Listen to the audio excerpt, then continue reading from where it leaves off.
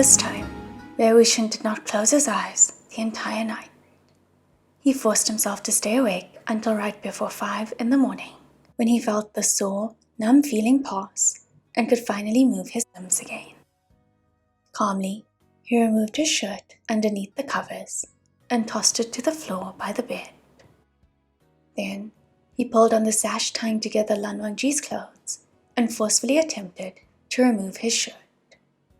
Initially, Wei Wuxian wanted to take it off completely, but after tugging it half off, he saw the brand below Lan Wangji's collarbone. Slightly startled, he couldn't help but stop and remember the whip scars on his friend's back. He began to feel that what he was doing was inappropriate and prepared to pull Lan Wangji's shirt closed again. But during the brief delay, the man seemed to have felt a slight chill blow across his skin. He shifted, his brows knitted together, and slowly he opened his eyes. Immediately, he fell off the bed. After suffering such a shock, the usually elegant Han Guangjun could not be blamed for losing his elegance so completely. No man had the self-possession to be graceful after going to bed drunk and waking up the next morning to the sight of another man naked in bed beside him, his own clothes half undone and their flesh pressed up against each other under the same blanket. Wei Wuxian wrapped the blanket around himself, covering up his torso, revealing only a smooth, naked pair of shoulders. "You," Lan Wangji said. Wei Wuxian hummed. "Last night, Wei Wuxian winked his left eye at him, rested his chin on a single hand, and smiled strangely. "You were so bold last night, Han Guangjun." "You don't remember anything that happened?" Wei Wuxian asked. It appeared as though Lan Wangji had indeed forgotten. His face turned white as snow. It was good that he didn't remember. If he had remembered how Wei Wuxian had snuck out to summon Wenning in the middle of the night and started to interrogate him, neither lying nor telling the truth seemed like promising options. At last, after so many failed schemes, where he only wound up dropping a rock on his own foot, Wei Wuxian had managed to recover some of his old skills. He had finally turned the tables. He very much wanted to press his advantage. But if he wanted to trick Lan Wangji into drinking with him again, he couldn't let his antics cast too much of a shadow over what had occurred. Otherwise, Lan Wangji would become cautious. Thus, Wei Wuxian decided to quit while he was ahead and threw the blanket off himself, revealing that his trousers were still neatly on his body and he hadn't even taken off his boots. "You'd martyr yourself for the sake of your chastity. Han Guangjun, I only took off our clothes as a joke. Your innocence is still unsullied. Relax." Lan Wangji was still frozen in place, unable to reply, when the sound of shattering porcelain came from the center of the room. The sound was hardly unfamiliar. This was already the second time they had heard it. The qianping pouches, which had been trapped on top of the table, were growing agitated again and had knocked over the tea set. This time, the agitation was even more ferocious, as all 3 pouches had started acting up simultaneously. Yesterday, one person had been completely plastered, while the other had been knocked completely off balance by the first's behavior. Naturally, the duet had been relegated to the back of their minds. Concerned that Lan Wangji, horrified out of his wits, would lose control and give in to the urge to stab him to death right on the bed, Wei Wuxian said hastily, "Serious business. Come, let's take care of serious business." He grabbed some clothes and threw them around his shoulders. Then he rolled off the bed and reached his hand toward Lan Wangji, who only then stood up. Wei Wuxian had meant to pull him up, but this gesture made it appear as though he wanted to rip his friend's clothes off. Lan Wangji had yet to recover from the shock, so he took a step back, only to find himself tripping on something beneath his feet. He stumbled and glanced downward. The culprit turned out to be Beachin, which had been lying on the floor since last night. However, by that point, one of the ropes which held the Qiankan pouches closed had already been shaken loose, and a deathly pale hand had already half crawled out from the small opening. Wei Wuxian reached out and fished out a flute from the half-open shirt over Lan Wangji's chest. Han Guangjun, don't be afraid. I'm not trying to do anything to you. It's just that last night you stole my flute, and I have to take it back. After Wei Wuxian finished speaking, he even helped Lan Wangji pull his shirt back over his shoulders and tie the sash around it. Lan Wangji stared at him with a mixed expression, as though he very much wanted to question him about what exactly had happened after he got drunk. However, as a habit, Lan Wangji took care of serious business first. He forced himself to endure his lack of knowledge. The expression on his face faded, and he drew out his 7-string qin. There were 3 Qiankan pouches. One held the left arm, one held the legs, and one held the torso. These 3 body parts could already join together and form the majority of the body. Mutually reinforced, the body parts' resentful energy multiplied exponentially and became even harder to control. Only after Wei Wuxian and Lan Wangji had played Tranquil Lullaby 3 times did their agitation gradually cease. Wei Wuxian put away his flute and was about to clean up the body parts which had rolled all over the floor when he suddenly let out a surprised, "Wow. Our good friend really works out," he said.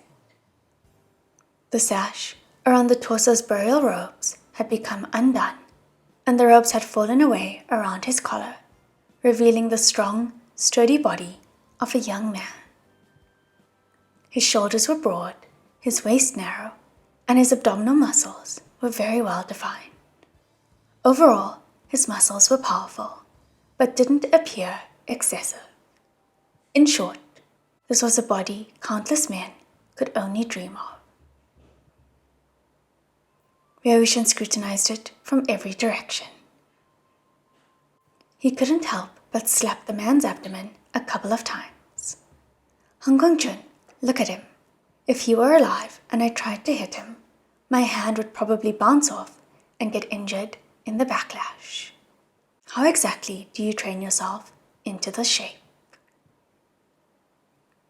The tip of Lan Wangji's eyebrows seemed to twitch, and he said nothing.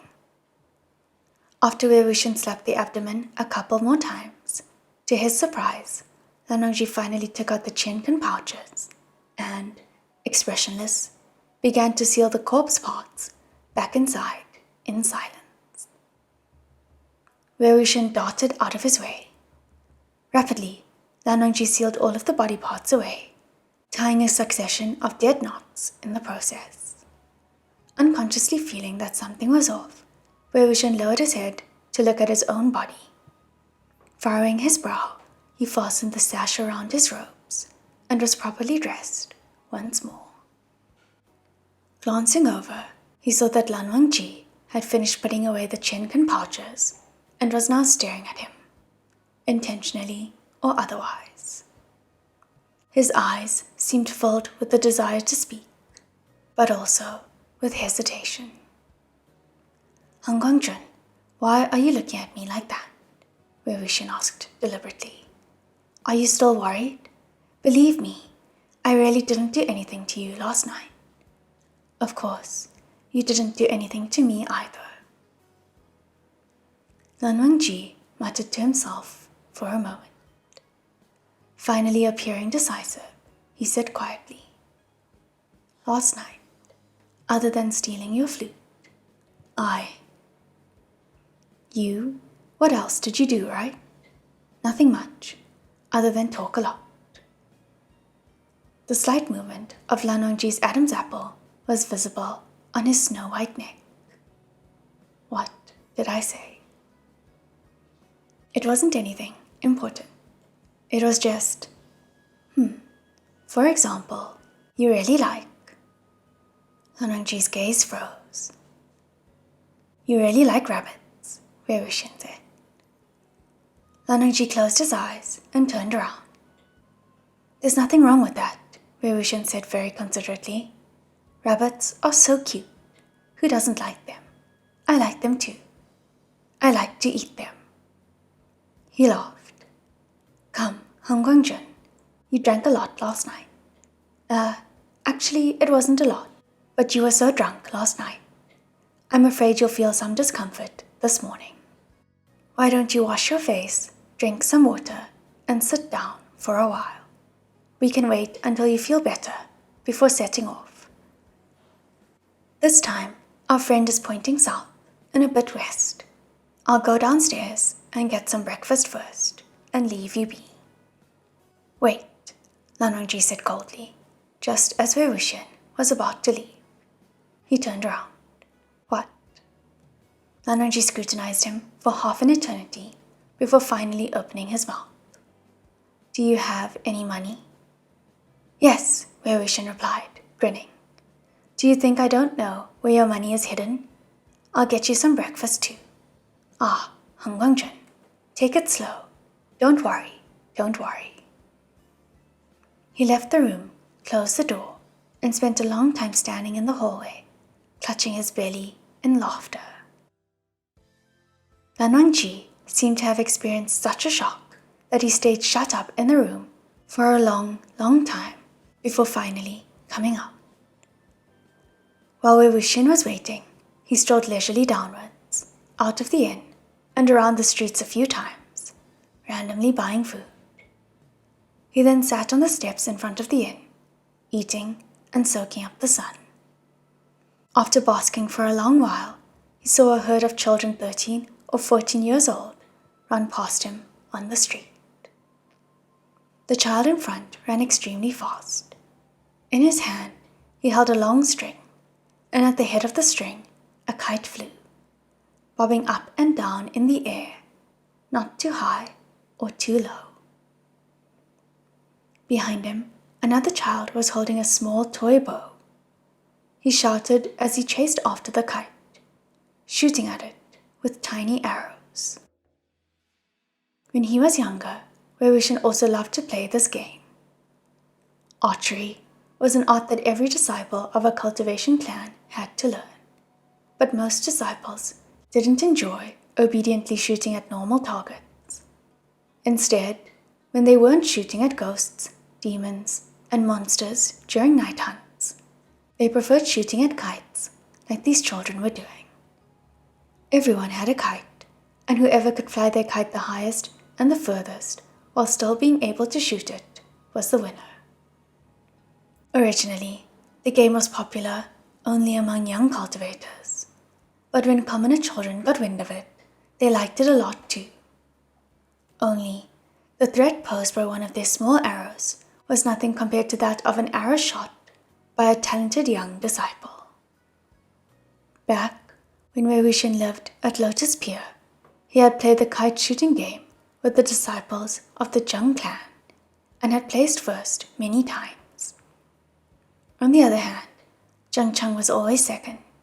He either flew his kite too far and couldn't hit it, or he did hit it but failed to fly his kite as far as Wei Wuxian.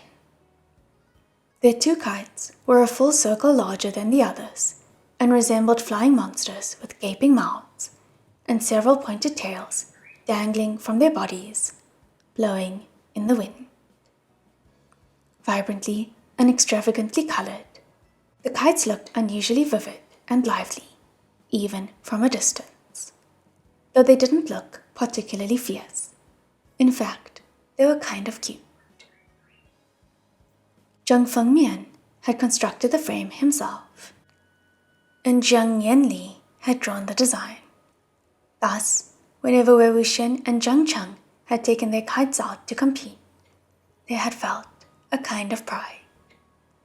At this point in Wei Wuxian's thoughts, the corner of his mouth quirked up into a small smile, and he couldn't help but lift his head in order to take a look at the kite the children were flying.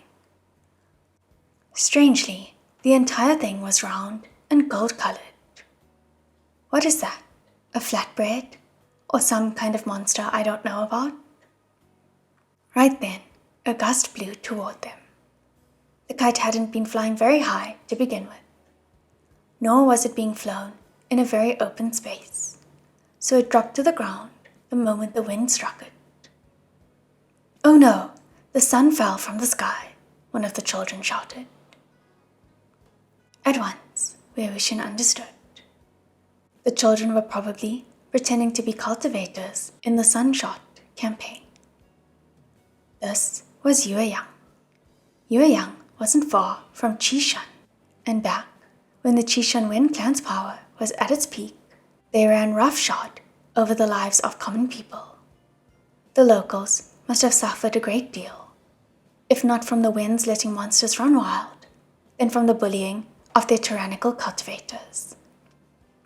After the Sunshot campaign, the Wen's century-old reign immediately collapsed, and the clan was wiped out through the combined efforts of the other clans. Many places in the area around Qishan were so happy to celebrate their demise that the festivities turned into a kind of tradition. This game was probably one of them. The children stopped chasing after the fallen kite and huddled together. They thought very hard and began discussing. What do we do now? The sun fell on its own before we shot it.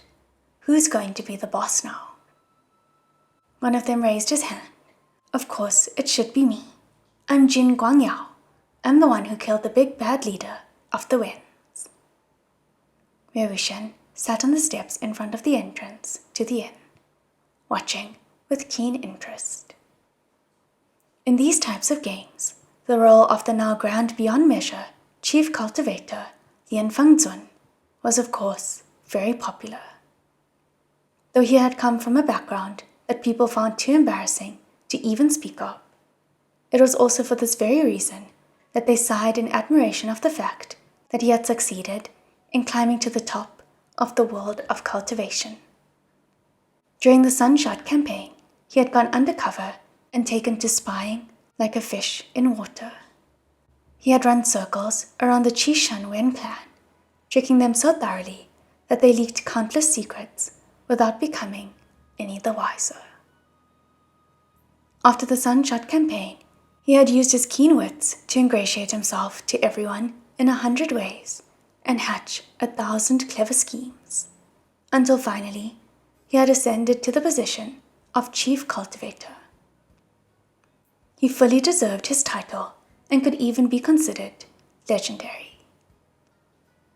If Wei Wuxian was playing this game, he'd also want to take a crack at being Jin Guangyao. Picking the child playing him to be the boss made a lot of sense. Another child protested. "I'm near Mingjue. I've won the most battles out of everyone and captured the most prisoners. I'm the boss." "But I'm the chief cultivator," Jin Guangyao said. Near Mingjue raised his fist. "Who cares? You're my youngest sworn brother. Plus, when you see me, you tuck your tail between your legs and run away." Jin Guangyao was indeed well suited to his role. He recoiled and fled. "You short-lived oaf," someone else said. Naturally, each child felt some fondness for the cultivator they had chosen. Near Mingjue thus raged. "Jin Zishuan, you died even earlier than me. Your life is shorter." "What's wrong with dying young? I'm ranked 3rd, Jin Zishuan had said stubbornly. "It's only your face that's ranked 3rd. At this point, one of the children, seemingly tired from all the running and standing around, walked slowly toward the stairs and sat next to Wei Wuxian. He raised his hands and tried to play peacemaker. All right, let's stop fighting. I'm the Yearling Patriarch, the strongest of everyone. Looks like I have no other choice. I'll be the boss then. Wei-Wuxian glanced down and found that, indeed, this child had a thin rod stuck by his waist. Probably Chun-Ching. Only a child who paid no heed to good and evil and spoke only of power was willing to do Wei-Wuxian the honor of playing the Yearling Patriarch. No, I'm the wielder of Sandu. I'm the strongest, someone else said. Zhang Cheng, since when could you beat me? The Yearling Patriarch said, with clear-eyed comprehension. Didn't you always lose to me? And you still have the nerve to say you're the strongest? How embarrassing. Humph, you think I can't beat you? Zhang Cheng said. Don't you remember how you died? The small smile playing at the corner of Wei-Wuxian's lips immediately faded. It was as though, caught off guard, he had been pricked by a highly poisonous needle. Suddenly, his whole body tingled with small stabbing pains from top to bottom. The Yearling Patriarch beside him clapped his hands. Look at me, with Chun-Ching in my left hand, the Yin Tiger Tally in my right, plus the Ghost General. No one under heaven can rival me. He laughed. He held up the stick with his left hand and a rock with his right and laughed maniacally. Where's winning? Come out. A small child standing behind the crowd held up a hand and spoke softly. I'm here. I wanted to say, during the Sunshot campaign, I wasn't dead yet. Wei-Wuxian felt that he absolutely had to cut them off. Cultivators, may I ask a question? He said. The group of children had never had their Sunshot campaign game interrupted by an adult before. On top of that, the adult wasn't reprimanding them, but asking a proper question. The Yearling Patriarch looked at him, baffled and wary. What question? Why aren't there any members of the Gusulan clan? Wei-Wuxian said. But there are. Where? The Yearling Patriarch pointed at a child who had kept his mouth shut over the entire course of the proceedings. Him. Wei-Wuxian looked over and found that, sure enough, the child in question's appearance was full of delicate beauty, his embryonic elegance and charm discernible with a single glance. A white rope was wrapped around his bright and clean forehead, serving in place of the forehead ribbon. Who is he? Wei-Wuxian asked. The Yearling Patriarch curled his lips disdainfully. Lan Wangji. All right, this group of children had mastered the essence of things. The person playing Lan Wangji should indeed keep his mouth shut and remain silent. In the space of a single moment, the corner of Wei-Wuxian's mouth lifted again. The poisonous needle had been pulled out and tossed in some corner, and the prickling pain cleared in an instant. How very strange, Wei-Wuxian thought to himself. How could such a dull person make me so happy all the time? When Lan Wangji descended from the inn, he saw Wei-Wuxian sitting on the stairs, distributing steamed buns to the children gathered around him. Wei-Wuxian ate his own bun while he instructed a pair of children in front of him who were standing back to back. Right now, there are countless Wen cultivators in front of you, armed to the teeth. They've encircled you, and not even a water droplet can get out. Make your gaze a bit sharper. Yes, just like that. Good. Lan Wangji, pay close attention. Right now, you aren't the normal Lan Wangji. You're covered in blood, full of killing intent. Your gaze is very fierce. Wei-Wuxian, get a bit closer to him. Can you twirl a flute? Twirl it for me, single-handed. Be a bit more at ease, a bit more confident. Do you understand what that means? Come, let me teach you. The child playing Wei-Wuxian let out an and passed the stick in his hand to Wei Wuxian. Very adeptly, the latter began to spin the stick that was chun-ching around his finger. The herd of children wowed and circled around him, gasping in awe. Lan Hongqi silently approached. Upon seeing his friend come near, Wei Wuxian brushed the dust off of his posterior and said his goodbyes to the children. Finally able to stand up, he began to walk along the road, laughing as though under the influence of some strange drug. Sorry, Hong Guangjun. I gave away the breakfast I bought for you to the children. Let's get some more in a bit, okay?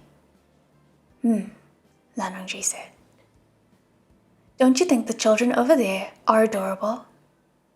Guess who the one with the rope around his head is imitating? He laughed again. After a few moments of silence, Lan Hongqi was finally unable to hold it in any longer. What exactly did I do last night? It couldn't have been so simple. Otherwise, why would Wei Wuxian still be laughing all the way until now? Wei Wuxian repeatedly waved his hands. No, you didn't do anything. I was just bored. He sighed. All right, I'm about to talk serious business. Speak, Lan Hongqi said. Straight-faced, Wei Wuxian said. The coffins in the Chang clan graveyard had been silent for 10 years, but now they've suddenly started up again. This can't be a coincidence. There must be some kind of trigger. What do you think the trigger is? Lan Hongqi asked. Good question. I think it's the fact that that torso was dug out. Lan Hongqi's expression was so focused, it reminded Wei Wuxian of how he had looked the previous night when he had attentively grasped Wei Wuxian's fingers while drunk. After a painful struggle, he forced down his laughter and spoke seriously. I think whoever cut up our dear friend's body didn't do it purely for revenge. Instead, it's a dark suppression technique. The perpetrator intentionally chose strange, haunted places to hide the pieces of the corpse. Fight poison with poison. They hold each other in check, maintaining balance, Lan Hongqi said. Exactly. So after the gravedigger dug out the corpse yesterday, there was no longer anything keeping the vengeful spirits of the Chang clan under control. That's why the knocking started again. The technique's logic is the same as the logic underlying the Qinghe clan's simultaneous suppression of the saber spirits and the corpses in the saber temple walls. Our perpetrator could have even learned it from there. Seems like whoever it was had more than a passing connection to both the Qinghe clan and the Gusu Lan clan. I'm afraid their identity may not be convenient for us. There are few such people, Lan Hongqi commented. Wei Wuxian agreed. Gradually, the truth will surface. Plus, since our opponent or opponents have started moving the body, it must mean they're already getting nervous. They're certain to make another move soon. Even if we don't go looking for them, they'll come looking for us. With all this searching, sooner or later, more secrets will be spilled. On top of that, our good friend's hand is pointing the way. But I'm afraid we'll have to start moving faster. There's only a right arm and a head remaining. We have to be ahead of them from now on. The pair followed the road to the southwest. This time, the arm directed them towards Shudong, a place shrouded in heavy fog, and to a ghost town that the locals couldn't be fast enough to avoid.